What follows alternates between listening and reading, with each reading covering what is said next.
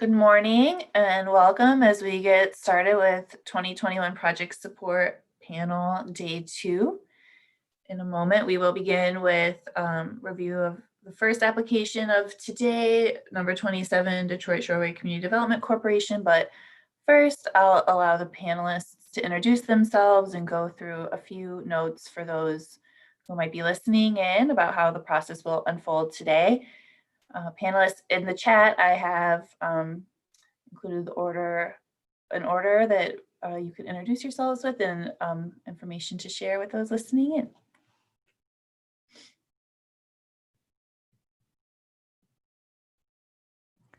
in. Hi, everyone. My name is Rebecca Kinslow. My pronouns are she, her, hers.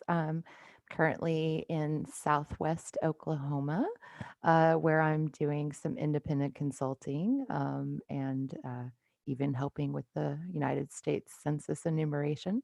I have a 20+ year career in arts and culture. I've been a grant maker, a program manager, and had several roles in government, education, and nonprofit sectors. So welcome. It's a pleasure to be here today. Good morning, everybody. I am Jillian Gora. My pronouns are she, her, hers. I am in Chicago, Illinois, where I am a senior consultant for FMA, a nonprofit consulting firm working in financial and operational management for nonprofits and their funders. Before I came to FMA, I have a background in arts administration and in performance. I'm excited to be here with you this morning. Good morning, everyone. I'm Kenda Lavecchio. I'm in Austin, Texas, where I have my own private practice as a fundraising consultant. And prior to coming to Austin, I was in Chicago for 18 years, where I have a background in working for arts organizations as well as performance, and excited to be here with you today. Good morning, everyone. My name is Jermaine Smith, pronouns he or they, either or is fine to use. I'm currently in Philadelphia, Pennsylvania, and I'm the Senior Manager for Mission Nurture and Community Life at Project Home, and I'm happy to be with you all this morning. Thank you. And Luis, do you want to introduce yourself also really quickly? Good morning, everyone. My name is Luis Gomez, and I am one of the program managers at Cuyahoga Arts and Culture. I will be the second chair, so I will have some background responsibilities, but good to be with everyone this morning. Thank you. And I am Heather Johnson-Banks. I'm a program manager at Cuyahoga Arts and Culture and will be chairing this morning's panel. And the role of the panel chair will be to announce each applicant organization and present an overview of the application and project. This overview shouldn't last more than a minute. The panel chair will then call upon the lead reader for each application to provide an assessment of the application and its budget and support materials against CAC's funding criteria. And each application has been reviewed by 3 panelists and will have a different lead reader. The panel chair will then open the discussion for full panel deliberation by to add supporting, disputing, or new comments about the application that were not presented by the lead reader. Once the panel has presented all the information about the application that they wish to share, the panel chair will then ask panelists to submit their scores for the application, which will be tabulated by staff. And we'll repeat this process for each application. After the applications have been reviewed and scored by panel, the panel chair will adjourn the discussion and scoring portion of the panel review. And each application has allotted 6 to 7 minutes, with that first minute being by the panel chair's introduction, and the final minute, Luis's background will turn red, just as a reminder of the time allotted. We do have the panel chair will also call on panelists if it seems as though there might be some additional information based on early information provided regarding their evaluation of the application. A couple of ways for anyone listening in to engage with the process. If a panelist has a yes or no question for an applicant, And at the request of the panelists, CAC staff can provide that question to the applicant via email, and a representative will have an opportunity to provide a yes or no response via email. The response must be received prior to the conclusion of the panel's proceedings. And if this is not an opportunity to provide additional information, it is just an opportunity to clarify what's already submitted in the application. If an applicant believes that a panelist has presented incorrect information regarding their application, they can complete an information correction form, which is available on our website and within the audience guide. A staff member will deliver the form to the panel chair to determine if the correction is objective and factual in nature. And if it is, the panel chair will read the correction into the record for the public. And for panelists. If this, again, is not an opportunity to provide additional information, only to clarify what is submitted within the application. And after the panel chair adjourns the discussion, and today, we will, at the end of the day today, I should say, sorry, we will hold an informal session for public comment on the grant program and panel review process. And there's information on how to submit your public comment on our website. They will need to be received by the conclusion of panel today. Application scores and panel comments are not discussed during this time. And to our applicants, a reminder to please not address the panel in any manner during deliberations, electronically or otherwise. Please do not reach out to panelists to introduce yourself, your organization, or present materials, exhibits, or information. We thank you for your cooperation in helping us maintain a fair process. And with that, we'll get started with our first review here, which again is number 27, Detroit Shoreway Community Development Corporation, which was founded in 1973 and has a mission to, through collaboration, guide the physical, economic, and social development of Detroit Shoreway neighborhood toward an improved quality of life. With a focus on physical and economic development, Detroit Shoreway is also a hub for all neighborhood-related plans, projects, and events. They believe in the importance of urban neighborhoods to the future of our region, maintaining racial, economic diversity, representation of diverse people and opinions, and the power of everyday people to shape their own neighborhood. They are requesting $11,963 for their project, Wintertide at Gordon Square. Wintertide is a free, all-ages, arts-infused festival in the Detroit Shoreway neighborhood with pop-up music performances and local shopping. The lead reader for this application is Rebecca Kinslow. Hi, for this project, I scored the applicant as good in public benefit and artistic and cultural vibrancy and strong in organizational capacity. For public benefit and artistic and cultural vibrancy, I found there was sufficient evidence that the project meets the funding criterion. You know, the responses were generally clear, but I didn't find them to consistently address the way that CAC defines public benefit or artistic and cultural vibrancy. There are some strengths to this project in public benefit by compensating local artists and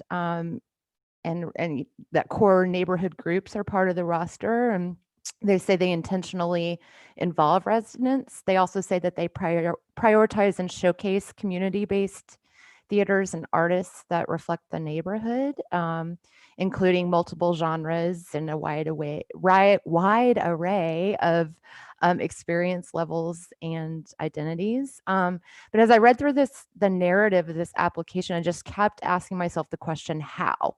How are you involving folks in power sharing? They mention a youth leadership council, which is great, but there's no commentary on how they're engaging them in meaningful ways.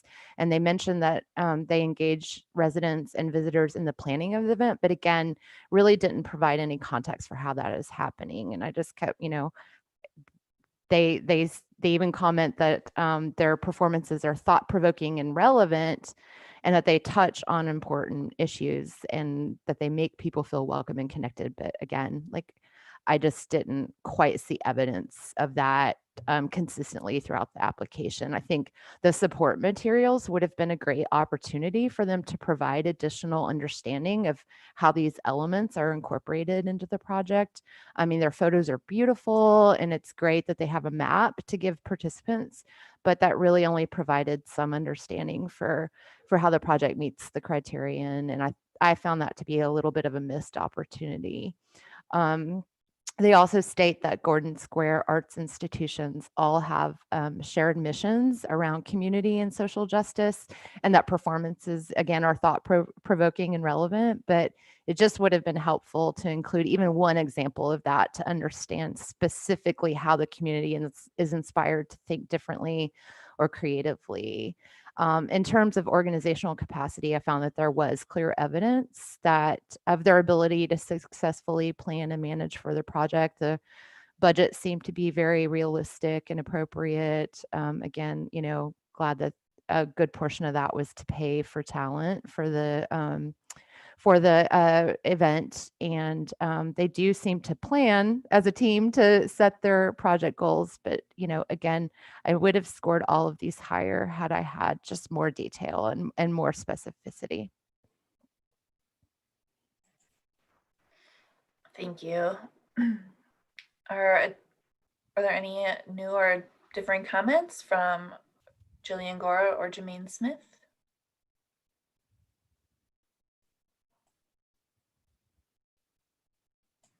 All right, if not, then you can go ahead and submit your scores for this application.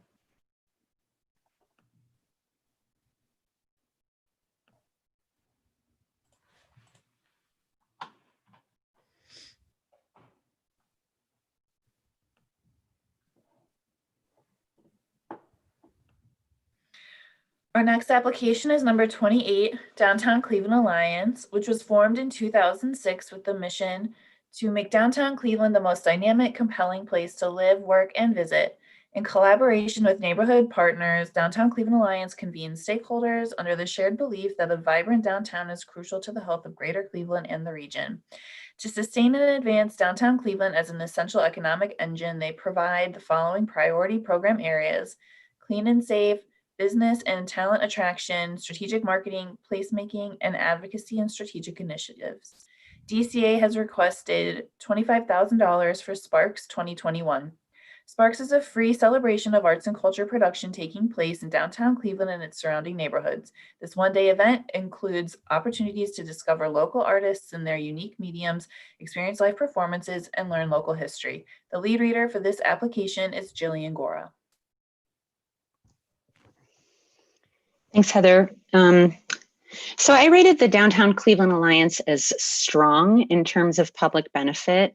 This project features local artists, and it's going to offer a way to connect residents with other neighborhoods. That latter, the connection to new neighborhoods, was actually informed by community input, that participants were not actually getting into other communities and experiencing them very frequently.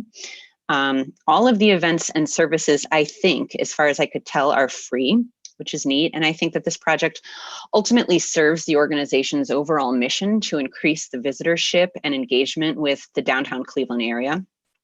That said, I found the response to this question in particular just pretty general. I really wanted to hear a little bit more about, they mentioned robust marketing and engagement strategies, and would have liked to understand a little bit more what was involved, as well as the use of their participant feedback and how that informs some things. For artistic and cultural vibrancy, I also rated them as strong. Again, this was really around the exposure to the local, potentially unknown artists and their work. I think that the interactive activities that they're offering are just really fun and cool for folks who might not get an opportunity to experience some stuff like this in a structured manner. And, tie-dyeing, glass blowing demonstration. There's a public art project that folks are going to work on in a communal manner, which I think is really fun as well.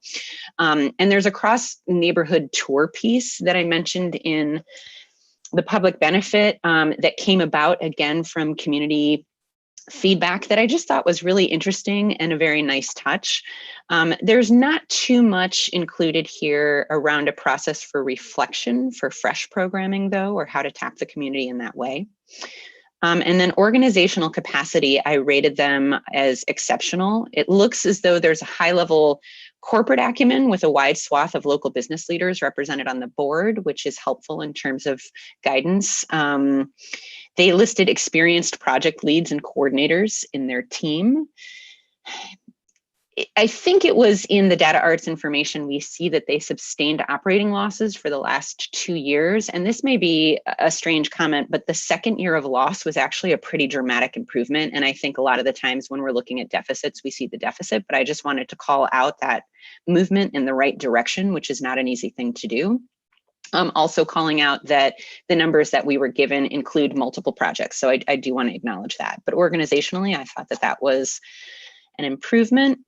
And also this project has an 18-year history, which I think says something around organizational capacity in itself. Thank you. Any additional or differing comments from Kenda or Jermaine? I just wanted to add, also in agreement with Jillian, my colleague, is that there was some mention about, a focus or a goal on boosting tourism, but not a lot of metrics supporting that. So one thing that I would just ask is, if this is a goal, it'd be helpful to see some targets and maybe how that has been measured in previous years, especially because it's such a long-term running festival and opportunity. And I think it's fine to say that you want to encourage tourism, but for a one-day event, what types of marketing are you using? If it is an event that spans multiple days, you could really develop some goals for tourism that could maybe be more impactful. So I guess I'm questioning whether or not you want to really include that as a goal, or if you want this to be more focused on Cleveland residents. I agree with everything that Kenda and Jillian said. I also rated the project as strong across the board. I would just to highlight in regards to public benefit, in the application, it does say Sparks is designed with equity in mind, with free transportation, free entertainment, and free entry. DCA ensures that Sparks is an accessible event. And I always just want to encourage applicants to be mindful of language like this, because you may be setting yourself up not to fail, but this is a standard that you're setting. And I really want folks to understand what they mean when they're talking about accessibility and equity. And so, yes, there's free transportation and different things like that. But in regards to accessibility, what else? And so if you're going to say something like that, dig in, and also state how you are constantly evaluating the accessibility of your project to kind of back up a statement like that. Thank you. If there are no other comments at this time, we can go ahead and submit scores for this application.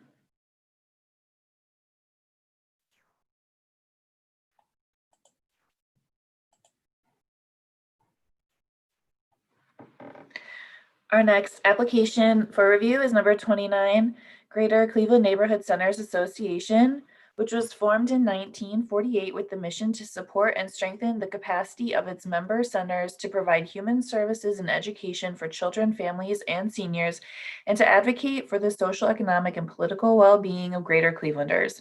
NCA was the first organization in the U.S. created specifically to provide capacity building assistance for neighborhood centers.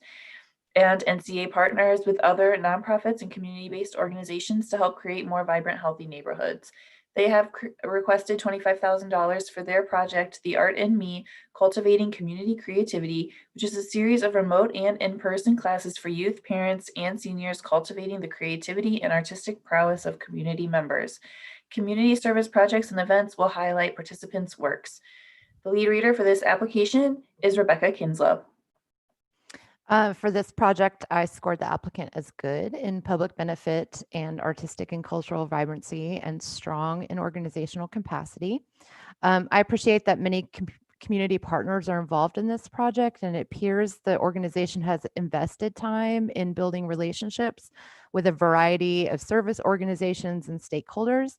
But I had a difficult time connecting how PS44, iConnect, AmeriCorps, the artists, and all the folks involved in this project work together to create a functioning system that meets the project's goals and outcomes. this was another application that I found myself just asking why, how, not why, how, how all these seemingly disparate parts come together to create this unified program that helped participants develop social emotional learning, vocation, and educational skills. I think CAC does a really good job of creating an application process that helps applicants create a story about their project. So I would just say, like, maybe one approach is to walk us through that journey and show us how the intersection of all these programs are affecting the lives of your participants through the power of art. Tell the story with specificity, because it's hard to mine this application for the evidence that I was looking for as a panelist. There were a lot of buzzwords and general statements suggesting impactful outcomes for participants in the program. And we know that these are all possible through the arts, right? Absolutely, there is public benefit to exposure to the arts and the potential for growth and advancement in adjacent areas like social emotional learning, vocation, and education. But again, I just didn't see evidence tying those stated outcomes to direct service delivery.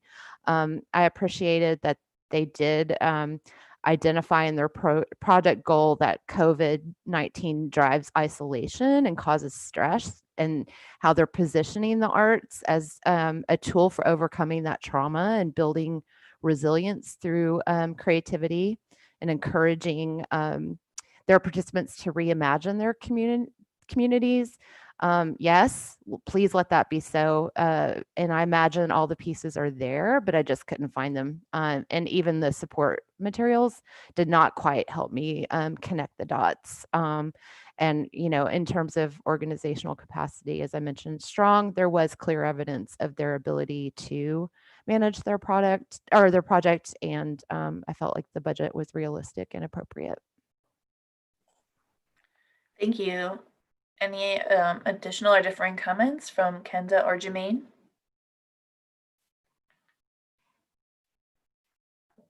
I would just add that I think I thought the goal of anticipating an increased resilience by 1,500 participants was an interesting goal, although difficult to measure. I didn't see a lot of information within the application about the reflection that you were going to have upon that goal, and what how that would be taken to a level where you could really see the impact that you were having.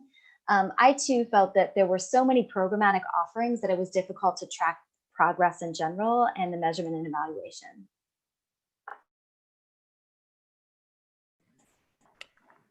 I would say one thing I appreciated was the overview of the community that the project serves. But this is something, and I think this is something across the board, seeing in evaluating applications this year, there's a lot of focus on, of course, the challenges that these communities are facing, because a lot of these programs are formed to meet those challenges. But as a project that uses an asset-based model to do their work, I think it would be great to see how you use that in describing the communities that you're serving more so, just to help even the reader connect that and understand what that is. And so, yes, there's challenges, but what else? What are the assets of the community, and how are you building on those? Like, thread that through the entire application.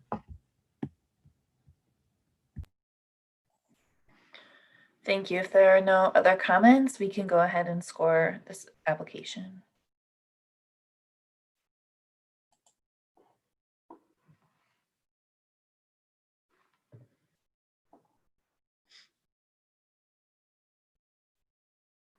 Our next application is number 30, Mandel Jewish Community Center, which was formed in 1948 with the mission to build, connect, and strengthen our Jewish community and the greater Cleveland community through exceptional lifelong programs and services that reflect the richness of Jewish life and enhance physical, intellectual, and spiritual well-being.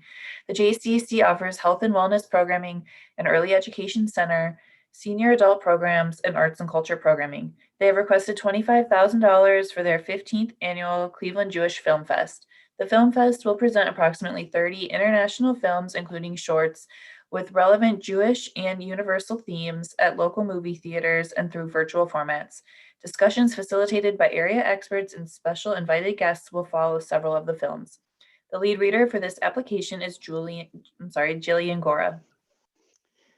So I rated the Mandel Jewish Community Center strong in all categories. In terms of public benefit, just the nature of this project is reaching a community and enriching a community with very relevant programming and also available for folks outside of the Jewish community who are interested and curious to learn more, which is great. They have some facilitated talkbacks on select films for further engagement. I thought they had a nice list of local partner theater venues that they're working with, and they're offering virtual delivery, which speaks to access.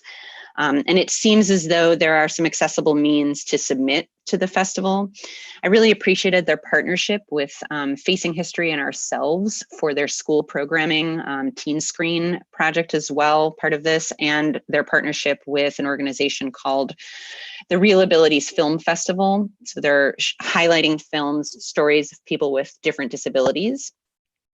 And then they also noted that their weekday matinees, a short program on classic film, and family-friendly offerings are festival components that actually resulted from audience feedback, which I really appreciated seeing.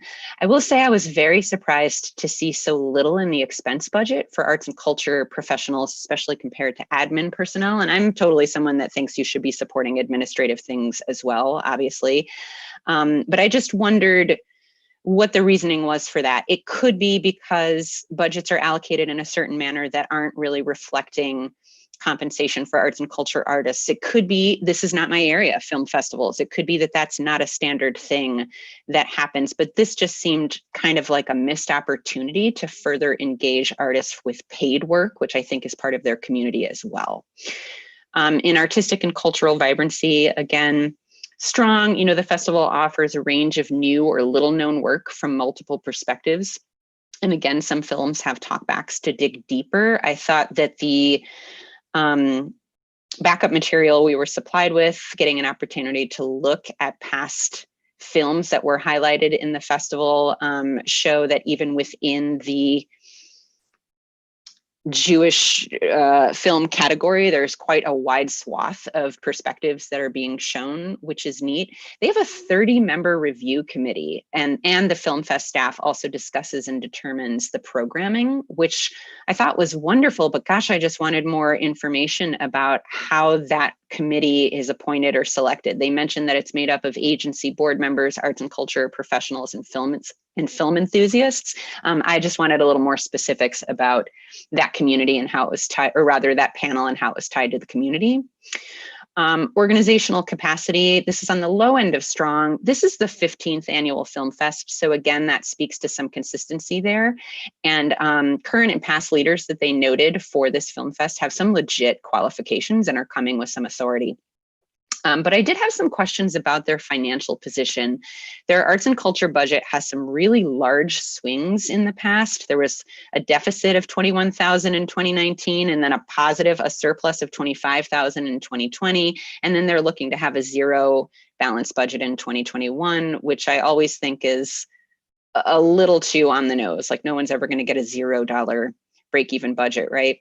Again, there could be multiple reasons for why this information is presented this way, but it's just kind of hard to tell. And if you dig a little bit deeper into some 990 data that's available, this organization has $12 million in unrestricted net assets, but they've got $20 million in a fixed asset of building. So it really kind of speaks to the flexibility that they have, or rather do not have, to potentially solve problems.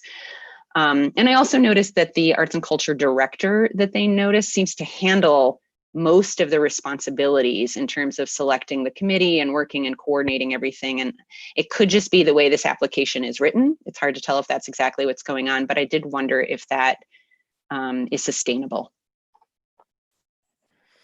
Thank you. Any additional or differing comments from Kenda or Rebecca?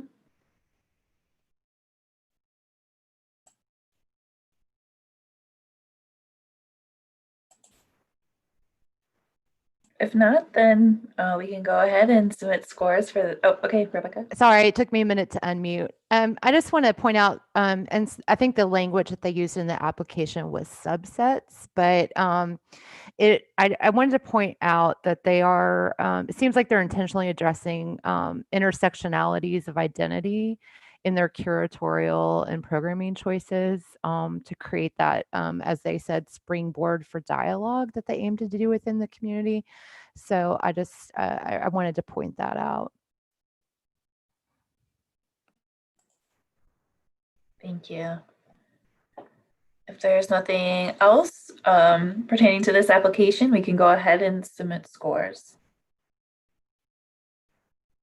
Our next application will be number 31, Midtown Cleveland.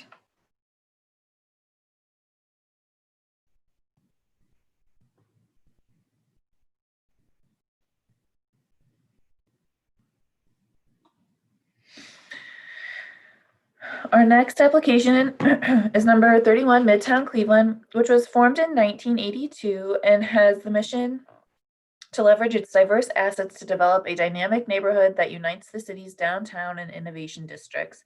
Midtown Cleveland is an economic development corporation supported by area businesses, institutions, and individual stakeholders, and is an inclusive place for people to innovate, create, prosper, and live. They have requested $7,500 for their project Midtown Mixtape, Caffeine Beats Edition, which honors the 1960s musical history and legacy of Leo's Casino with resident elders of Midtown, Huff, Fairfax, Glenville, and Central neighborhoods. Caffeine Beats is meant to build and attract a base of younger listeners, modeled after the NPR Tiny Desk and Instagram Versus battles.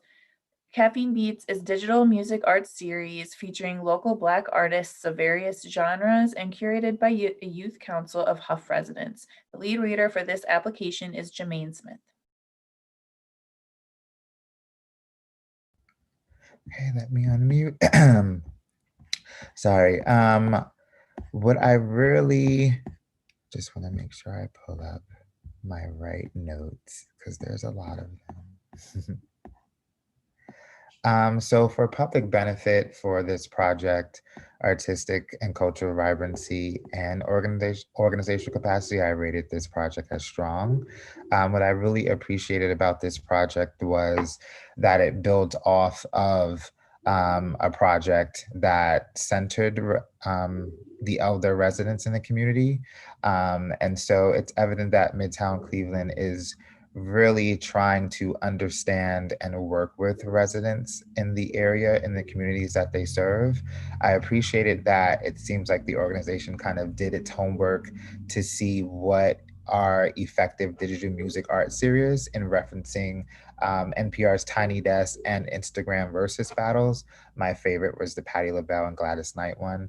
And so I can see that they're really trying to make sure that the programming that they offer is relevant.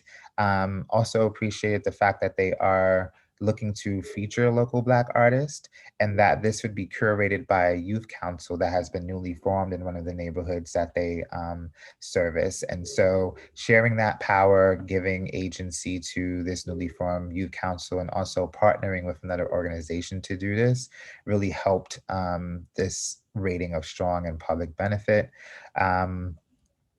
Sorry, look at my notes.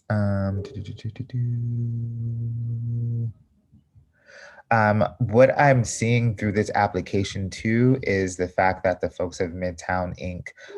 Understand the history of the neighborhood from actually talking to the residents in the community. And so a lot of the projects and things that they reference came from them saying this happened from the community. So for example, even the Leo's Listening Party project that they referenced came from them talking to residents in the community, the elders, and found out that Leo's Casino was this kind of pillar of the community, and they built upon that. I think they have a really strong understanding of what's happening in regards to issues like gentrification and different things of that sort, and are really using their position to empower residents to own the narrative around their community and to create work that honor the history of the community and bring it forward. It seems to me, and I'm only assuming that, and understanding how things work kind of in the world, that they are almost giving the community, the best word I can say is ammunition, to fight against like incoming issues of like developers and gentrification, saying here are projects that this community has created, and it continues to kind of back up, again, that's the community's power and what they're doing. I like that they use the term placekeeping in this application as opposed to placemaking, which again shows that they've done research and understand what that means and what it means to the community. And so again, for all of that, for their partnerships, for involving the community in such a way, for also understanding that they were a white-led institution and have been clearly doing work to unpack that, hire more Black and Brown leaders who they listed in the application. All of this really led to my evaluation as a strong application. Thank you. Any additional or differing comments from Jillian or Rebecca? Yeah, I actually and absolutely picked up on a lot of the same things that Jermaine mentioned, but I actually scored them a little higher in the exceptional range because of those reasons. I just thought it was an exceptional project. I thought it was a very well presented application. I don't want to repeat anything you said, Jermaine. But one thing that struck me about this project and the way they're approaching it is I feel like they're inspiring self-determination among longtime residents and for community leadership. And I think they're interrogating the idea of leadership and making space for new leadership to be fostered towards the aim of, I love that they use the word spatial justice. So, and this did not affect my score, but I wanted to commend the organization for being forward thinking about how they're going to reach and engage the community during, the times of, a pandemic. So just really great work. And I wish them the best with this project. I see that we have limited time, so I'll keep it brief. I want to just hugely +1 or even +2 at this point around that calling out of placekeeping versus placemaking. I thought that was such an empowering distinction and really, really important. And I loved the specificity of this organization actually saying that this project is going to serve, quote, young people of color, specifically Black and Brown youth in Midtown. It was one of the first times that level of specifics came through in a grant application in my review, and I really appreciated that. I would challenge this organization to see if they can't actually allocate some of their expenses to administrative personnel, because I think that's real. So they should look at that and just make sure they're being really honest about what this program costs with themselves, not with nobody's being deceitful. Y'all know what I mean. Thank you. If there's nothing else, we can go ahead and submit scores for this application.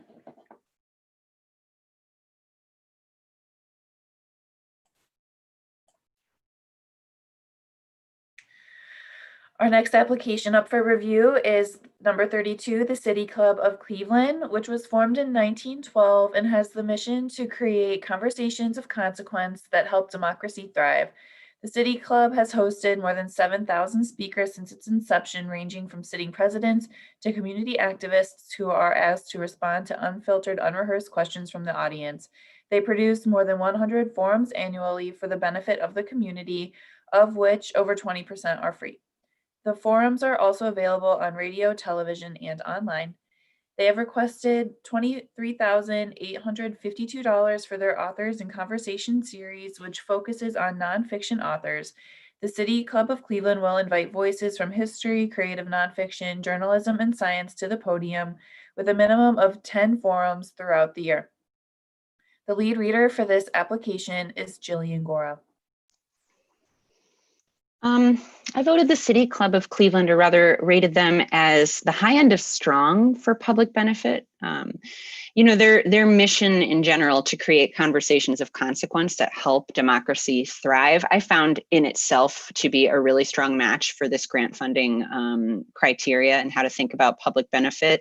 I was particularly struck by their focus on, first, a nonfiction writer series, and not that this is my area of expertise, but certainly that resonated with me when they said, gosh, this is not a thing that is normally celebrated or that draws, like, they didn't use these words, but when I think about mainstream crowds going to writing events, it really is around fiction often. So I thought that that was really cool to lift up that part of the literary landscape, right? I also think that the multiple member-based programming committees that they coordinate is really, really neat. The way that they kind of just look at different I guess mediums and form, you know, programmatic committees around that to really tap the community. It looks like they're also leveraging a deep bench of nonprofit relationships to understand the needs and the interests of the community, which I enjoyed. The current programming is all free, and previous forms were and will be made available to the public in a variety of ways, again, for free. I was, again, just really surprised to see no money for arts and culture professionals in the budget, and just wondered, acknowledging that this is not an area of expertise for me, but is there not even an honorarium that is afforded to folks that are you know, participating? And they noted it, but they didn't address it. They note that there's no money in the arts and culture budget, but then didn't expand in any way on that. For artistic and cultural vibrancy, I rated them as exceptional. I think, you know, they're providing access to engage in a dialogue with modern nonfiction writers. I think that inspires creative thinking and challenges our perspectives. It looks as though a wide variety of backgrounds and viewpoints are being presented in this project. And I think this type of work in this project in general are just exceptionally relevant right now. There is no better time, in my opinion, to be modeling, in their words, civic dialogue about challenging issues. So it seemed really apropos to this grant. And then organizational capacity, I rated them as strong. They're more than 100 years old. There's some obvious staying power there. It seems as though they're well networked for both financial and strategic support, and they're working off a recent strategic plan. There were really only a few organizations in the lot that mentioned a strategic plan, so I thought that that was a plus. Their goals of audience growth and decreasing the barriers to digital engagement are really good. However, they don't really offer specifics on what would equal success. They do mention evaluating their social media interaction and audience reach on, quote, a diversity of topics explored, but it was not very specific on how they would do that or what they would measure. Yeah, I would challenge this organization as a next area of opportunity is to really take a look at who's holding the leadership positions on the staff and in the board, and see if there's work that they can be done to be more reflective of their community there. However, it does look as though the staff is qualified and there's a large connected board, which will help. I would just challenge them to put more work into really reflecting their community there. Thank you. Any additional comments from Jermaine or Kenda?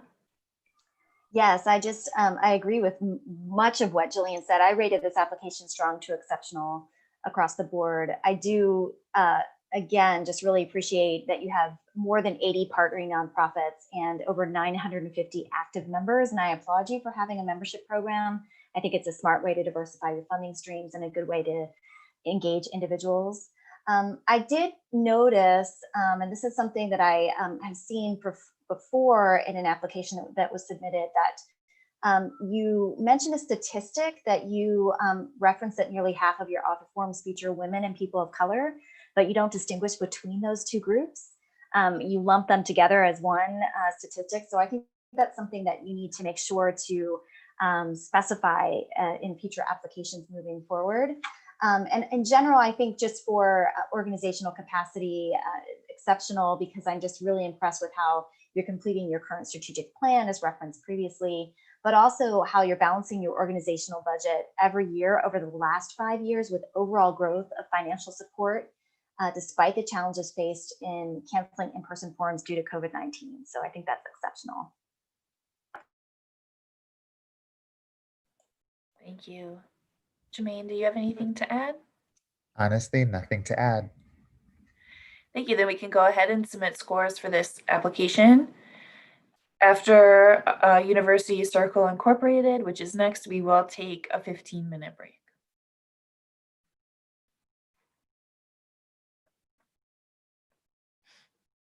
Okay.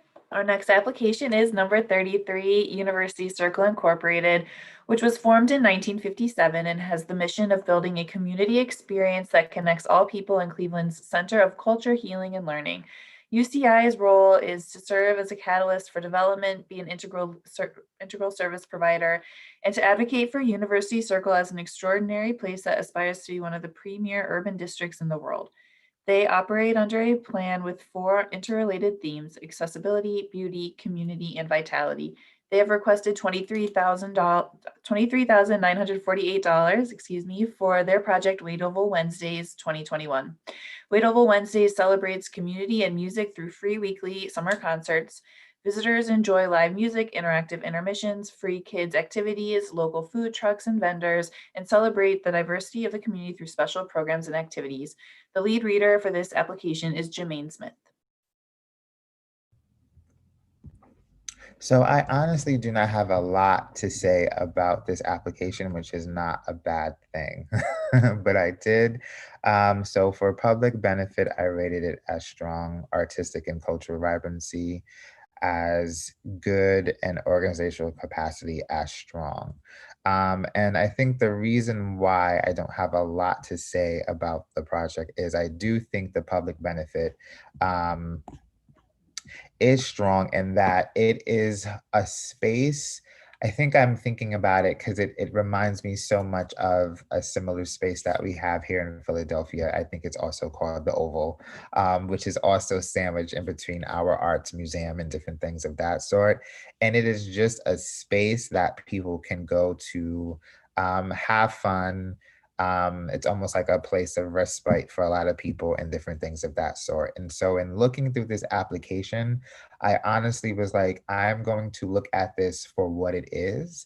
And this is a space in this type of community that is open to the public and is providing entertainment and all these different types of things. And I honestly did not want to, and this could be something I need to check, make it or force it to be something that it's not. And what I mean by that is, it seems like the organization is attracting a diverse group of people. So in regards to public benefit, it is free, it is open to the public. But based on, again, where it is, it's going to attract a group of people who are already kind of in that area. Sometimes people don't travel in for events like this. And I think the thing that got me the most was, and let me pull that up, and made me think like this is the project goal. And basically it's saying during the 2021 season, UCI plans to reunite and highlight the vibrancy of our diverse community. 2020 is a challenging year for many people. We have seen the onset of COVID-19, isolation from people, friends and family, economic volatility and joblessness, unrest, racial inequality. And so again, it just made me say, this is a space, these folks are creating a space for people to come and have fun, to see themselves represented in some of the acts and different things of that sort. But really, I think that is their focus, is just to create a space for folks to come in, forget about all the things that we have gone through in 2020, and enjoy themselves. So again, I would like to see a little bit more in how they engage the community to inform the type of work that they're doing. I know there's surveys and different things of that sort. But again, for me, it was just like, this is what this project is. It is well organized, it is well run, they have the organizational capacity to do so. And so again, my ratings were public benefit strong, artistic and cultural vibrancy good, and or capacity strong. Thank you. Any additional comments from Rebecca or Kenda? Just 100% behind everything Jermaine said. And I would just add, maybe, clearly you're going to apply for this in the future, and just talk a little bit more around that, how you're collecting that feedback, how you're sharing power. And there was no evidence of how the talent is curated. And I think that that's a really important aspect of showing, how you're meeting the funding criterion. Thank you. And I would just add, I think a little bit more description surrounding your programming and why you're selecting the programming that you are would be helpful within this application. It has a tendency to read a little bit as a string of non-connected events. And if that's the intention, I think that you should just be clear about that within the application, just so a question doesn't arise for the reader.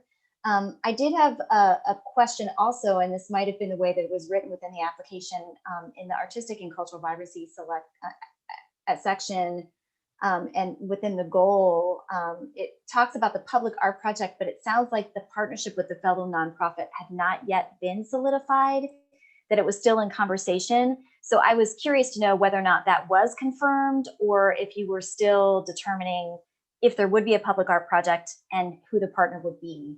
I think that there was some confusion for me there as the reader, but overall for organizational capacity, I think your program is good to strong for your marketing efforts, good, strong marketing efforts, and qualified staff and longevity of the program.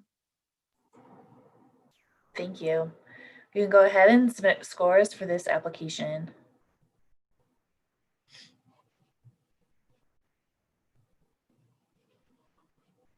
At this time, we will take a 15-minute break. We'll have a timer up on one of our screens here for you to check in on. If you do step away from your computer, please be sure to stop your video and mute yourself while you are away. And we look forward to seeing you again in 15 minutes.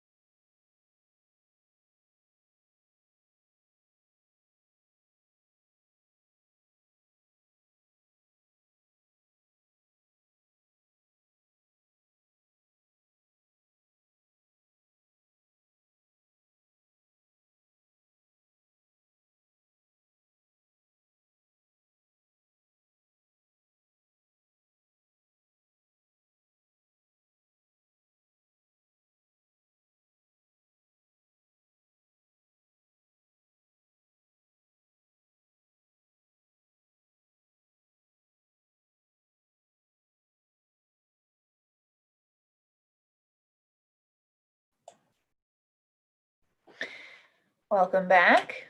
We will get started here with number 34, America Scores Cleveland, which was formed in 2003 and has the mission to inspire Cleveland youth to lead healthy lives, be engaged students, and have the confidence and character to make a difference in the world. The America Scores program model utilizes a team-based learning approach that takes place in the safe and trusting after-school environment. The sport of soccer is used as catalyst to develop skills and empower youth to become more academically and civically engaged. Today, over 1,000 youth in Cleveland and 12,000 youth nationwide are impacted by SCORES programming. They have requested $16,341 for their Power of Poetry project. Power of Poetry will run 11 weeks after school. Writing coaches will challenge 525 participants in grades 3 through 8 to explore creative writing using Power of Poetry curriculum. The project culminates with a poetry slam where participants perform team and individual poems for family and community members. The lead reader for this application is Jillian Gora. Thanks, Heather. So I rated America Scores Cleveland and the Power of Poetry project exceptional in all categories. In public benefit, first, I loved their targeted specificity of defining their community as 15 metropolitan Cleveland schools across 11 unique Cleveland neighborhoods. That says to me that they know who they are and what this project is intended to do and for who. I really appreciated that. As you noted, there's 11 weeks of programming in this project, and it's twice a week, 90-minute classes. So I thought there was deep access offered to participants, which was really great. You get depth and potentially breadth, which is a difficult thing to do in programming. Really appreciated that they are leveraging their partnerships with their partner schools and the teachers, as well as a partnership with Lake Erie Inc. There's training and outstanding resources, in my opinion, provided for the delivery of America Scores' very thoughtful curriculum that they've put together. This culmination of the program is this poetry slam contest where the work of students is celebrated. It's also open to the public. And I liked that community artists are recruited as the poetry slam judges. In artistic and cultural vibrancy, I really loved the focus on teamwork here. I think team-based poetry provides a pretty specific creative and civic challenge for students there. And I think actually just in general, the combination of poetry and soccer is in itself a challenge to the community to kind of consider these two things working together in tandem, combined in a way that we don't normally. They call their participants poet athletes. Also, the application suggests that the participant feedback for this project or program led to the provision of coach training that focuses on student-led learning and curriculum updates, which are focused on social justice and diversity. And then in organizational capacity, where I also rated them as exceptional, I thought there were clear goal statements and metrics around the self-reported increase in skill and confidence in writing and public speaking. They have strong partnerships again and a seemingly very qualified staff. They've already secured the funds required to match a CAC gift if granted. And again, just digging a little deeper, this organization has about $230,000 in unrestricted reserve as of 2018, which also positions them to have some flexibility and opportunity to solve problems. Thank you. Any additional or differing comments from Rebecca or Kenda? I too rated this project as exceptional across the board. I just, for public benefit, just think I appreciate the partnership that they have with Lake Erie Inc. That's a long-term partnership, and that the Poetry Slam is free, and that they have a pre-reception for families to be involved with the project as well. And they have an impressive list of schools, 15 schools that they've had long-term relationships with.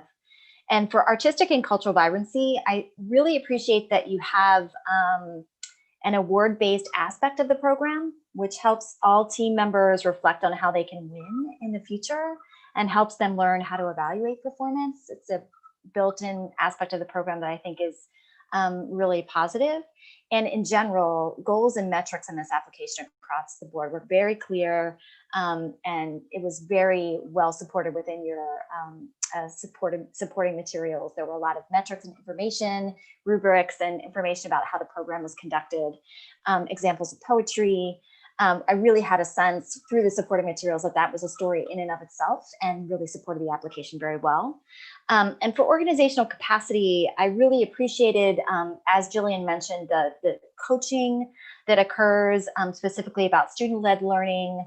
And it shows how the program evolves over time to meet the needs of the participants and the instructors.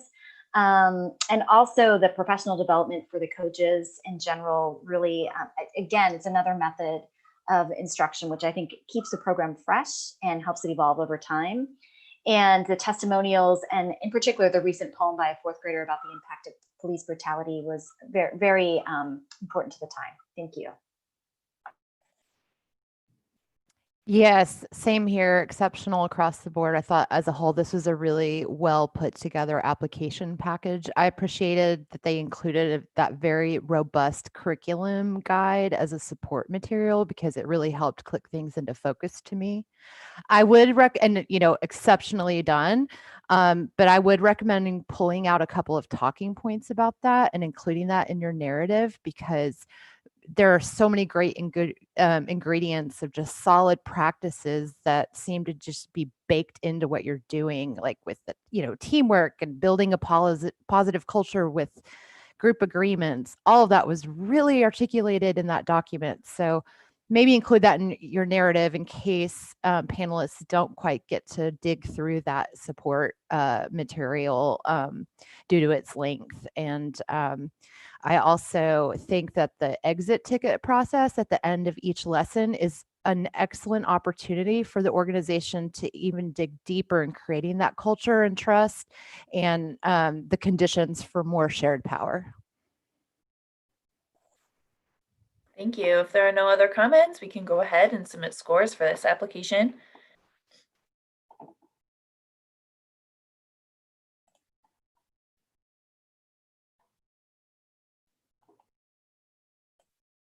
Our next application is number 35, Cleveland Classical Guitar Society, which was formed in 2002 and has the mission to teach by creating life-changing experiences for Cleveland's kids, inspire by presenting the world's greatest performers, and connect by providing meaningful connections between people. In 2009, they established their well-regarded international series, bringing renowned musicians to Cleveland. Its most recent season drew over 1,100 audience members to 4 concerts. In 2012, CCGS launched its education program aimed at providing youth in Cleveland with a much-needed opportunity to learn music, play guitar, and perform alongside their peers. They are requesting $25,000 for their education program. At no cost to students, CCGS teachers will collaborate with youth to create meaningful music in a wide variety of styles and to overcome systemic barriers that have previously limited their access to instrumental music instruction and performance. The lead reader for this application is Kendall Lavecchio. Yes, thank you. For public benefit, I rate this application as strong because CCGS responds to demonstrated need by selecting schools that do not have a current music program or schools where teachers lack the necessary resources to establish instrumental programs. And I applaud them for that. In response to COVID-19, CCGS suspended in-person instruction, developed an online learning platform for virtual lessons, and has plans to continue teaching virtually until the end of 2020. I think that's a great response to community need and demonstrates shared power as well as the accessibility to the community. And other demonstrations of public benefit include the creation of a focus group monitored by CCGS staff, youth, and a professional evaluator to explore how to best align programming with community needs. And although it was not listed within the public benefit section, I noticed that elsewhere in the proposal you mentioned that CCGS provides all guitars, supplies, and curriculum needed, which is of tremendous benefit to the participants. The international series was mentioned, but I would have liked more detail within the public benefit section about this program and its objectives.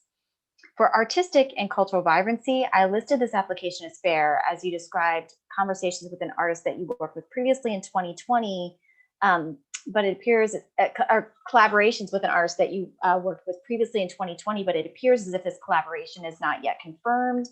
And should this collaboration come to fruition, the application also did not detail how CCGS will engage in a reflective process to ensure fresh and relevant programming. For organizational capacity, I rated this application as good. You have qualified staff and contracted teachers, but it would be helpful to learn more about a plan for growth for your board and details about the diversity of your board. Your budget is realistic with more than 60% of your match achieved to date and plans for additional solicitations. I also appreciated the story within your SMU report. There were some significant gains from FY18 to 19 with a 26% positive change in total revenue and a 44% positive change in earned program revenue. And you've also had a positive change in your contributed revenue of 21%, as well as program activity increases in both hours of programming offered and numbers of schools. And I wanted to note that one of the independent indicators of success for the education program is that from FY18 to 19, there was an increase of the number of students served from 225 to 350. And that in 2020, you received some significant grants that enabled you to scale this number even higher to 685 students prior to the COVID-19 crisis. I would have liked to have learned more about that increase in number. That's a pretty significant boost, and it's a great story to tell. So it would have been helpful to have some of that information within the application. Thank you. Any additional comments from Rebecca or Jillian? Yeah, I actually scored this a little higher for public benefit and artistic and cultural vibrancy. Again, I just thought this was another very thoughtfully presented application. It just, for me, overwhelmingly just demonstrated how it meets those funding criteria. Another application where it was an excellent use of support materials, the YouTube video of the compilation of student testimonials and the collaborative performance really demonstrated the power of the arts. This was another one where they included the teacher's manual. And again, while that was lengthy, I thought that was an excellent choice for panelists who do want to dig deeper into your process a little more. It seems that youth voice and choice is just highly, centered in your education practices and demonstrates how you're sharing power, that student satisfaction and social emotional learning seem to be just as important to you as musical development. And I think that is a true strength of your programming and how you're engaging focus groups to best align your mission with the needs, desires, and creativity of the youth and communities that you serve. And I remember reviewing your application, before, and I have noticed, a change in how you're talking about your program, and that really affected my score today. So thank you. Yeah, I really agree with everything that both Kenda and Rebecca said. I would say that for a lot of the reasoning that Kenda cited, the good exemplary work that this organization is doing, I did score them higher, exceptional in both public benefit and organizational capacity. I do want to point out that in the backup materials, which I agree with Rebecca, were really outstanding that they provided, shifting power to youth is literally a stated goal in their student satisfaction goals in their teacher manual. Obviously, measuring whether that's happening and how you're measuring whether that's happening is something that we want to follow up with. But the fact that that's even part of the thought process to where that was articulated as a goal, I thought was really impressive. Thank you. And Rebecca, just a point of clarification, perhaps, while each application stands alone, each year you're saying that the changes they've incorporated resulted in a stronger score for the project this year, right?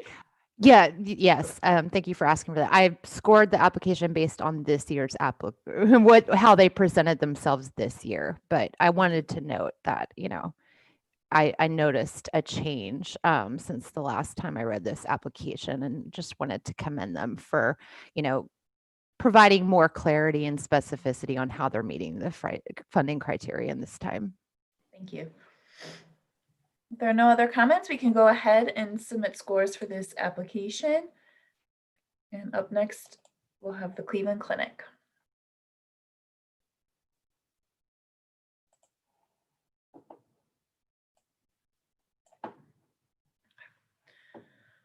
Our next application is number 36, Cleveland Clinic, which was formed in 1921. The mission of its Arts and Medicine Institute is to enhance the Cleveland Clinic experience through the arts, to practice and investigate the use of the arts in healing, and to build community around the arts, health, and medicine. The Arts and Medicine Institute was created in 2008 It has since developed to include visual arts throughout the health system, performing arts in hospital lobbies, music therapy and art therapy in patient rooms and outpatient cancer centers, research, education, and community involvement. They are requesting $25,000 for their biorepository art project. They will commission an artist or artists to develop a social practice-based art project on the site of the new biorepository. It will be completed in June 2021 near the southeast border of the main campus, adjacent to a residential area of the Fairfax neighborhood. The project is intended to engage Fairfax residents, ultimately building trust with the Cleveland Clinic and resulting in improved health outcomes for the community. The lead reader for this application is Jermaine Smith.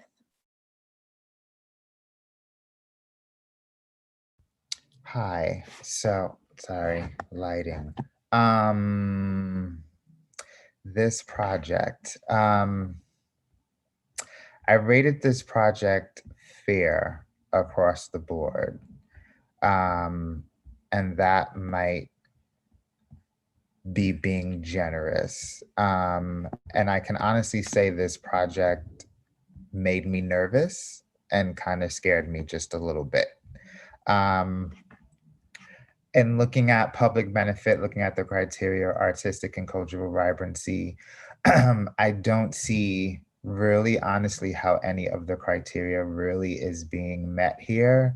I don't see a shared power of understanding, respecting, working with, and responding to the community, or knowledge of the community, or building meaningful relationships. I don't see really engaging a diverse team of arts and cultural professionals. I understand there would be an artist brought in to do this project.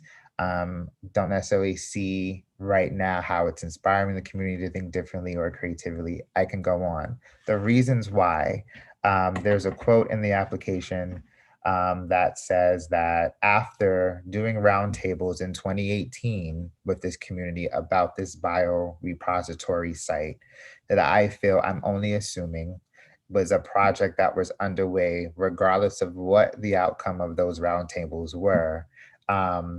It says, despite progress, there's real and perceived lack of healthcare access accompanied by a lack of trust present. So there was a lack of trust from the onslaught of this biorepository being built in this community. And now basically it's going to be completed. And this project honestly seems like a kind of last resort to get community buy-in. I want the folks to understand that you are a biorepository site built in a predominantly Black and Brown neighborhood. Wanting folks even to participate in research, medical research and things of that sort. From the onslaught of this, there is some work that I feel like you needed to do to understand the historical implications of what you are asking this community to do. I immediately started to think about Henrietta Lacks, whose stem cells were basically stolen from her body and are still being used in research nowadays. And she was not given credit until recently. I think of the Tuskegee Airmen experiment where these men were injected with syphilis and not knowing. I even think of the forced sterilizations that are going on with folks detained in ICE detention centers right now. And so there is a historical and current context in which I believe folks trying to move this project along need to understand that this lack of trust goes so much deeper than this project can even tap into. Hiring an artist to come in and do an art project and try to talk about health disparity and things like that, it feels a little bit too late in this process too. There's just more work for you to do. I'm concerned about the use of the Karamamu house, excuse me if I'm saying that wrong, in this as well. Again, it feels like, okay, let's tap, a institution that residents trust, it's the Black institution there, and let's bring them on board. I mean, it literally pretty much said that in the application, like, to build trust, we're going to use this organization. That makes me nervous because you're using an organization that has been in this community for years. If this project in of itself or if the larger project goes south, then the credibility of this institution is now diminished possibly by members of the community. And so are you thinking through this project and what you are doing, the effect that you already have by your presence in the community, but now you're bringing in community institutions that have been trusted into this, that are trusting you, and how this might hurt them and their relationship to the community moving forward. And so again, with all of this, this project makes me extremely nervous. And I kind of want folks to go back to the drawing table and do some research and really face the reasons why people in the community have a distrust, because you as an institution, inherently you're going to be distrusted by Black and brown people, and there's so much work for you to do. Then let's hire this artist, do this art installation and different things like that. It is an effective way, but again, too little too late, I think, in this process. That's all my comments. Thank you, Jermaine. Any additional comments from Rebecca or Jillian? Well said, Jermaine. Well said. Thank you. Yeah, I really appreciate Jermaine's words. I will say that I rated this organization and this project as a little bit better, I would say good throughout, mostly because the idea of the project could actually be a really cool way to engage folks, in spite of the truth that Jermaine just laid on us, right? Like to get an artist to come in and work with the community and tap the community and really get this buy-in, except it all stopped there. There was no really description of how that would even work. And yeah, I really hugely picked up on that ultimately, even if everyone is engaged, it doesn't necessarily say that it will change trust of the community of this organization. And they also didn't talk about how they would measure that, other than people would come in and make use of the biorepository, which in itself is problematic, but also didn't really tie back to any kind of metric that say that that would be because of this particular project. And I just want to punctuate something that I think is coming out in our comments, that, and it's understandable that the artists may not have been selected yet, but at this stage, there should be at least some value statement or criteria that is grounding this project in how to work with community. That, you know, to Jermaine's point, that work should have already been done by now. Public art best practices. And you know, how are they going to be selected? Who's going to select? What is that criteria? Something that would give us a peek into how the organization is centering, you know, these values around arts and cultural vibrancy and public benefit rather than public harm. And even the support materials did not offer anything for us to go on. Thank you. If there are no other comments, we can go ahead and submit scores for this application.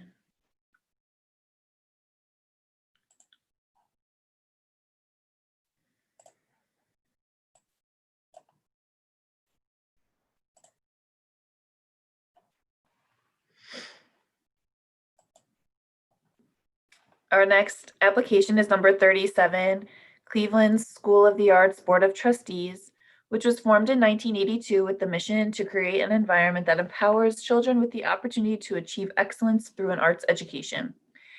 Cleveland School of the Arts was founded in 1981 and has an art specialty school in the Cleveland Metropolitan School District. CSA was designed to support students to succeed with a centrally located campus and an arts focus to attract young learners and to keep them engaged through graduation. CSA's Board of Trustees is a separate 501c3 established to fill the significant gap between per pupil district funding and the expense of implementing top-notch arts education. They have requested $25,000 for their annual Festival of New Works, which is a multi-day, multi-arts performance event produced by Cleveland School of the Arts students for Cuyahoga County. Throughout the school year, students will develop original dance, theater, music, visual arts, creative writing, and integrated arts production in a process that culminates in a vibrant showcase of original student work. The lead reader for this application is Jermaine Smith. Hi, yes, I'm like totally like misplaced my notes on this, but I rated this project, I believe, as exceptional across the board. I wish I could find my notes right now. I really, in regards to public benefit, this is a student-led project. And so I feel like the institution of itself just pretty much, of course, there's a determination of how students' work is being evaluated and different things of that sort. But as far as the project in of itself, it's student-led.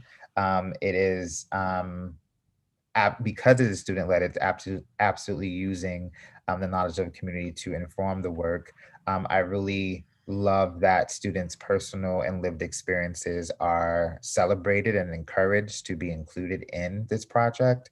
And looking at the supplemental materials, I loved reading the artist statements from the students. Honestly, the reading the artist statements and thinking about the opportunity that the students have by participating in this school made me emotional, especially thinking about all the things that are happening right now in this year. And I could only imagine the awesome work that's going to come out of these students in regards to how they're processing their emotions and different things of that sort. I really appreciated in regards to artistic and cultural vibrancy, that this is an effort of the students, the faculty, and then the artists in residence that they're bringing in. I did want to know more. It might have been in there, but I did want to know more about who the artists in residence were, just in making sure that they did represent the identities of the students in the school, since it's a predominantly Black and Brown school. Um, I really appreciated the language used around the shift to using virtual platforms as a way to connect more people in together. So the larger community to the students in the school, and also students in the school to other students in other schools. It didn't seem like COVID hit and now we have to go virtual. They really thought about how they were going to use this as a connection tool and a community building tool. So I really like that language. I also like the fact that, of course, like everything would still be free and different things of that sort. I did want them to think about accessibility a little bit more in that regard since they're going virtual. Again, what kind of interpretations are available, American Sign Language, different things like that. But overall, again, I thought that the project was exceptional. I think that it will absolutely inspire the community because, again, these are the lived experiences of a diverse body of students sharing diverse in identity, thought, art modality, like all the things. And so as more people engage, I really see how people will be continually inspired by it. So again, rated this project as exceptional across the board. Thank you. Any additional or differing comments from Kenda or Jillian? I just wanted to agree with Jermaine's comments and just also say that I felt like this was an exceptional project. I really appreciated the artistic and cultural vibrancy section, the focus on new works, which I think is really seems to be an important aspect of the culture of their organization. And it's just really exciting that especially also that they're relating those new works to current events, and that it's a capstone project. I think that's really, it's really a great opportunity for the students to focus on that presentation. Thank you. If there's nothing else, we can go ahead and submit scores for this application.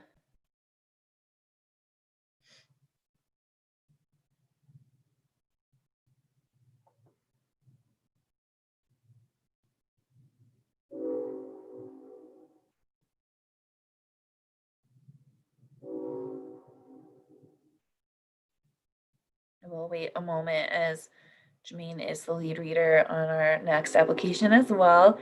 But take the time you need. Sorry, knock at the door. No problem.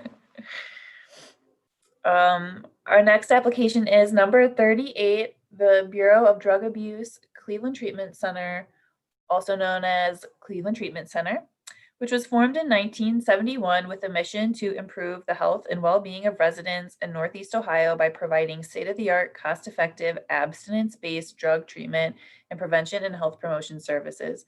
They are one of the largest freestanding chemical dependency facilities in Ohio. Among its several prevention programs, Let It Ride, Game Ready for Life, or LIR, was launched in 1989 as an arts and culture prevention strategy. They have requested $25,000 for their project, The Revival.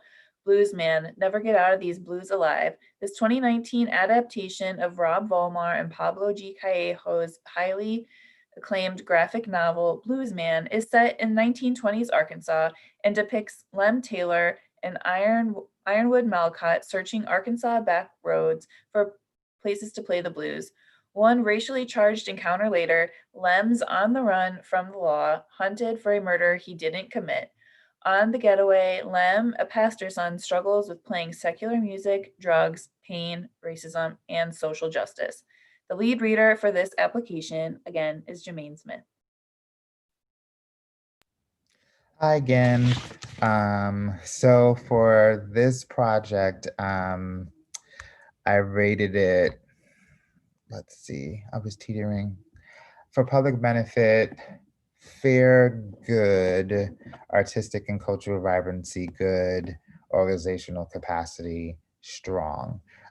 So for public benefit, I really felt the excitement of the grant writer in this grant for some reason. I felt like they're really excited about this project that seemed to come through just in the language used and different things of that sort. And so that was nice. I just wanted to note that your excitement can come through in the grant application and does help the reader. But with it, I did struggle a little bit throughout the application, just due to certain things. So for example, one of the things I noticed immediately in the application, and I think this was in like the project basics piece, was in talking about after the actual play, there would be discussion on positive race relations, and that was in quotations. And I was like, why is this in quotations? What does that mean?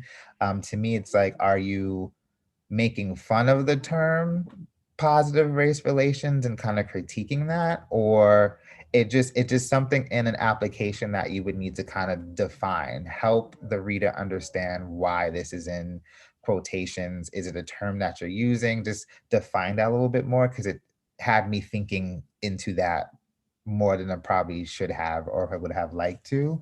And so with that, in regards to kind of like the public benefit and artistic vibrancy, I understand that the play itself seems like a really great body of work. You have tapped some amazing people to be a part of this project. And so this, of course, is not looking at the artistic excellence, but it's through to the application. I'm just wondering then, the after the talkbacks and the positive race relations and different things, I felt like there needed to be more thought into it, especially with what's going on now. That gave me a little bit pause, made me a little like nervous, I think, for the project, because you're talking about some heavy topics, and right now you do have youth involved and different things like that. But I'm wondering if you want to tap somebody else to help facilitate those kind of conversations, because again, if you're trying to encourage diversity of thought and different things like that, these conversations can become heated or whatever, and you really do need someone that can help guide and facilitate them. So I would really encourage you to look into that a little bit more. I think if that was more clearly defined, it would have helped the rating for artistic and cultural vibrancy to go up, because then it's like a nice connection to how you're going to talk about the subject matter of this play into then these conversations moving forward. There was some information that I was in describing the communities that you serve, where I was just kind of like, why is this stat presented to us in this way? So for example, you're talking about the communities that you're serving, which was great, but then it's like these communities tend to have high crime and unemployment rates. And I was kind of like, well, what am I supposed to do with this information? And why are you telling us this? How does this relate again to the project? How are you addressing these things? The same thing happened in talking about the youth in the programs. The youth in these programs are historically at risk for drug and alcohol abuse, domestic violence, et cetera, et cetera. Again, why are you telling us this, and how is the project helping to mitigate some of this risk? I didn't necessarily see that. So these stats just kind of just seem to be just in there and didn't make me feel great about how you were describing the community, which again did not help me rate the public benefit of this project as high. That's why I struggle between fair and good, because I was like, does this really show forth a meaningful relationship between you and the community that you're serving if you are just adding stats like this into your description of them?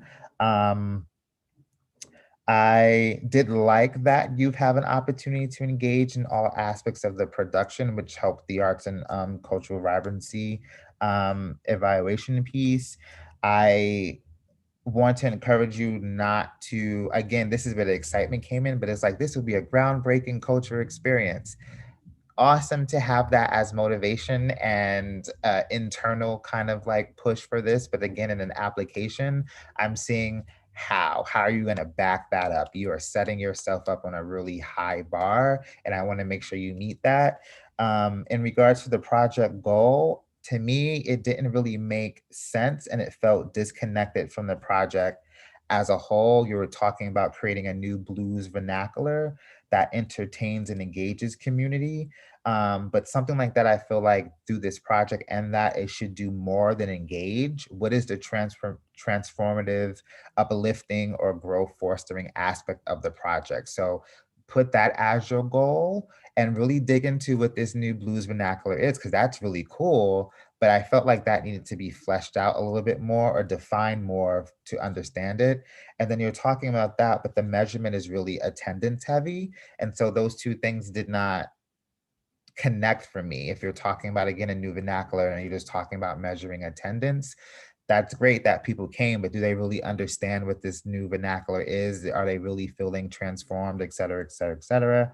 And so again, all of these things kind of like made the rating be where they were. And so I just would encourage this project to think a little bit more deeply into connecting the content of the actual play to the talkbacks, how you're really talking about your community, and also how you're just thinking about accessibility and different things of that sort. There was one more thing that said where the project would be located at a particular high school. And then again, it was like accessible by public transportation.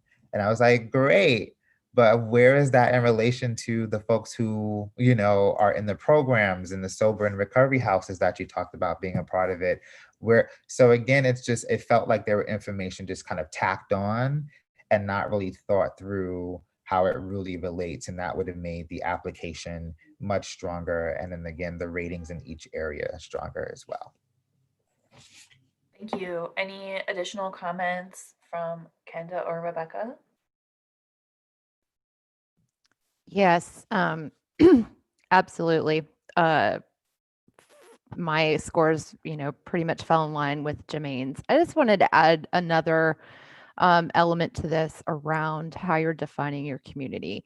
And your community is also the artists that you engage in the project. And I felt like there was a lot of emphasis that was placed on the public facing aspect of this project and, the final performance. And to Jermaine's point, some of those practices can be counterproductive if not done well. But I think it would have been stronger to also acknowledge the community of artists that you're engaging and how the process of developing the play for the stage is also helping you to meet your goal of providing health and well-being for the community.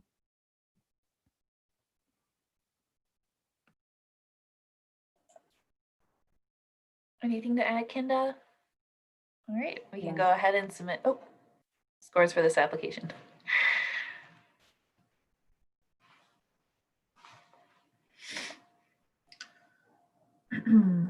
We're heading into our final review of the morning, after which we will ask panelists to go around and share a bit of advice with applicants to close out panel C for the day.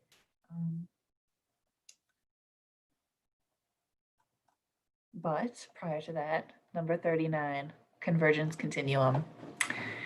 Convergence Continuum was formed in 2000 with the mission to produce contemporary cutting-edge plays by living playwrights that examine our culture in an innovative environmental setting that expand the imagination and extend conventional boundaries of language, structure, space, and performance that challenge the traditional notions of theater. To engage and encourage audiences to share in the imaginative and investigative process of exploring contentious social issues in our current culture with the aim of fostering understanding and inclusivity.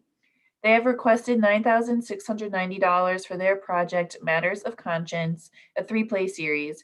Each production will involve individuals or groups facing a matter of conscience. The plays differ from each other in theatrical form, but have the common thread of putting human faces on 3 underlying issues: sexual abuse, systemic racism, and homophobia. Each play shares the broad aim that empathy with the protagonists will encourage critical interrogation of the play's core concerns. The lead reader for this application is Kenda Lavecchio. Thank you. For public benefit, I rated this application as good, actually rated it as good across the board. But for public benefit specifically, I thought the plays that selected were chosen by considering community feedback and post-show surveys and panel discussions for the past 3 years. So I think that was a strong demonstration of data collection to inform your choices. In addition, you've been building a partnership with Cleveland State's playwriting unit for the past 9 years, and we'll be collaborating with them. And I think that that also is a long-term strong partnership. Steps have also been taken to strengthen your board relationship connections with local African-American political and arts leaders and with LGBT Center of Greater Cleveland, but it wasn't really clear how those partnerships are how that collaboration is working and what role they're playing within this project. So I would have appreciated some more detail about that. For artistic and cultural vibrancy, I rated this application as good due to your strong production choices. However, I'd like to see more specific thought about how to incorporate a process of reflection other than surveys and talkbacks following performances. Those are really baseline methods of collecting data, and there seem to have been methods that have been used for several years by this company, and I think it would be beneficial to consider doing more. Discussion events were mentioned, but it was not clear how or if those were on the calendar during this project timeframe. I think, given your cutting edge description of your artistry, I would like to see an evaluation and reflection that matches those bold artistic choices. And for organizational capacity, I rated this application as good for their qualified leadership in both their staff and board members, your obvious team approach to making artistic decisions, and having clear plans for implementing the project. I did also want to note that there was a comment within the project basics section of this application that I questioned because it made a statement that ticket prices are kept low to help in audience development, especially for young adults who don't typically attend live theater due to cost or preconceptions.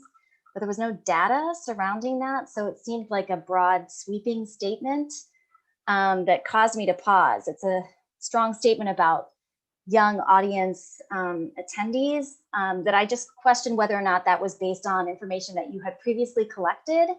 And also if that audience development for younger adults was a goal or something that was important to your company. So I would just be careful in making a strong statement like that without any data to support that assumption. Thank you. Any additional comments from Rebecca or Jillian on this application? I echo a lot of what Kenda said, especially around finding more ways to tap your audience for their feedback and input besides surveys, which again, I think was kind of a theme throughout. I think in general, it's good to remember, at least it was for me, that this organization is on the smaller side of those that we reviewed. It's got a $66,000 annual operating budget, I believe. And just, by default, that that's limited resources and limits things that they can do. That said, I would say that a lot of this application was just very general and would have liked more specifics in almost every area. I will say in organizational capacity, I did rate them as strong. I think for a small organization, they've actually articulated a good understanding of restricted revenue carryover from a prior fiscal year, which is a pretty complicated financial management concept. But just, yeah, would have liked greater specificity in goals and measurement, quantitative and qualitative data. Thank you. If there's nothing else, we can go ahead and submit scores for this application.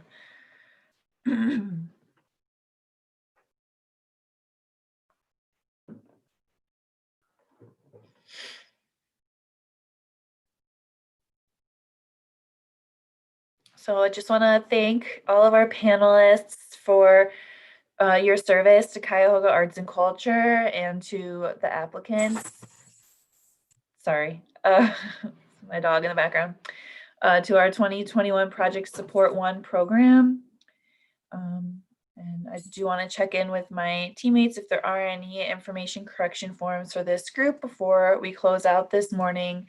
But as you conclude and some panelists, as you conclude and submit your final scores, we would like to take an opportunity, as we normally do in person, to go around the room and give an opportunity for panelists to offer their general advice for current or future applicants. And perhaps we can go back to that order that's in the chat from this morning and start with Rebecca, if you are prepared to offer some general feedback.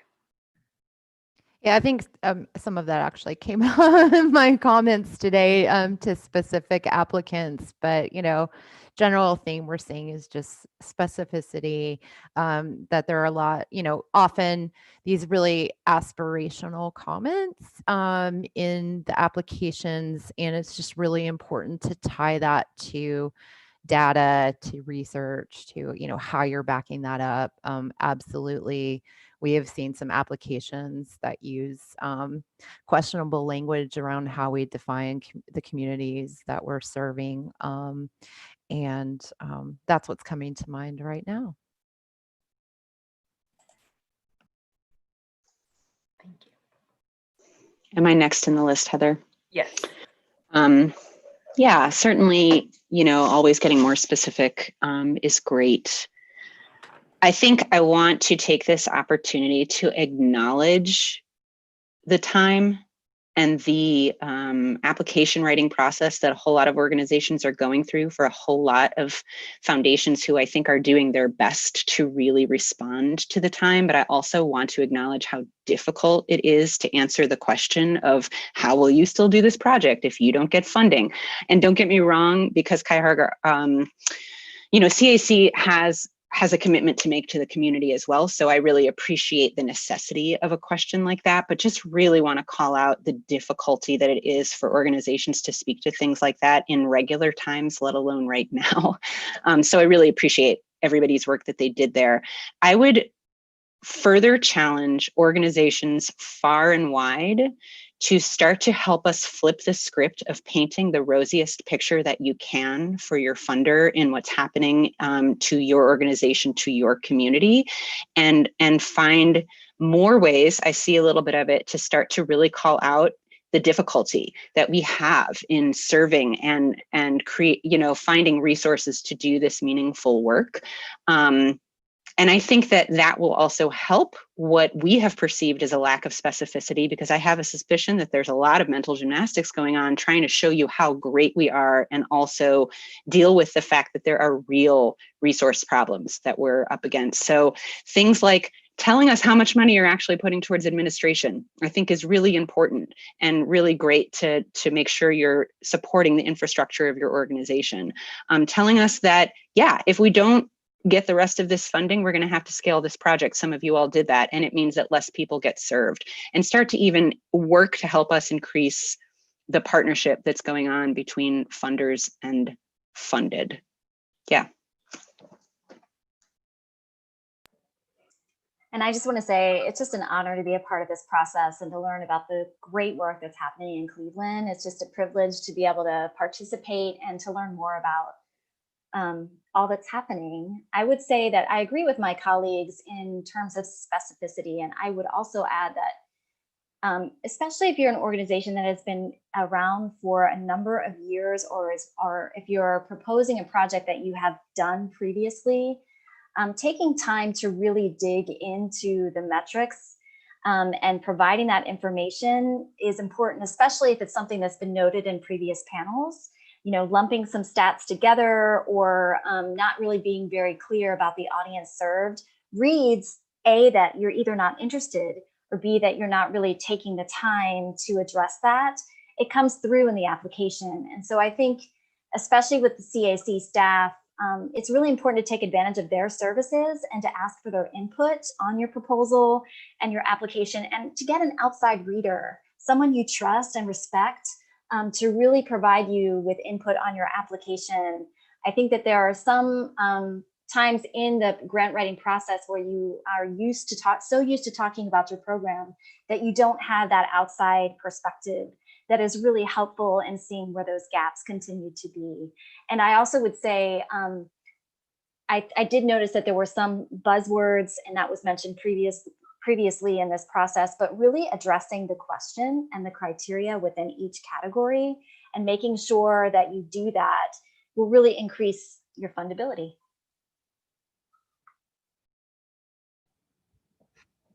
Yes to everything my esteemed colleagues have already said. Also, we can tell when you are an outsider, basically, to the community. So this is building off of everything that has been said by the way in which you are describing the communities that you are seeking to serve. We can tell if you are an outsider by that language.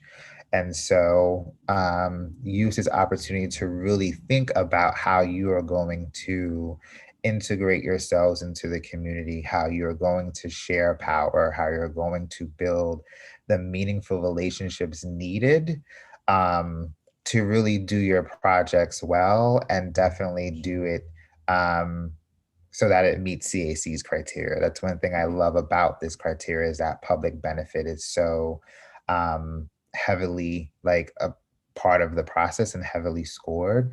And so really give thought to that. And of course, right now, COVID has presented a whole set of challenges in how to do that, but we have seen applications where they're using virtual platforms in meaningful ways and still doing the best that they can with that. So be mindful of that.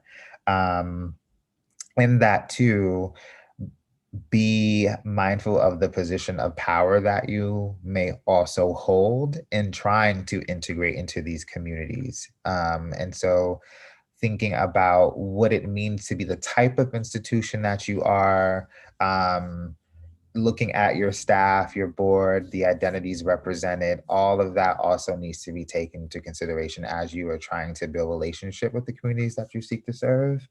And in that, just not looking at the community as problems to be solved, looking at the assets of communities, looking at all the good things already happening in these communities, and seeing yourselves as a partner to increase those good things or to help solve the issues with the community and not necessarily for them. Folks aren't necessarily looking for that right now. Your project goals, definitely more than attendance.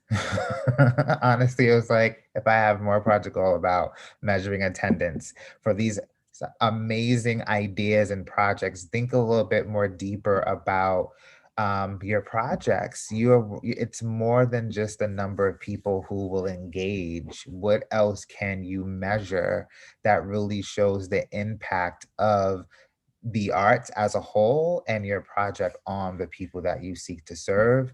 And then in that, making sure that it's connected, because there were some goals that was like, where did that come from? or this doesn't make sense to have this goal and then measure it this way. So being mindful of that. And if more help is needed in developing a goal, please ask for it. Like the staff here at CSC is amazing and they will help you do so.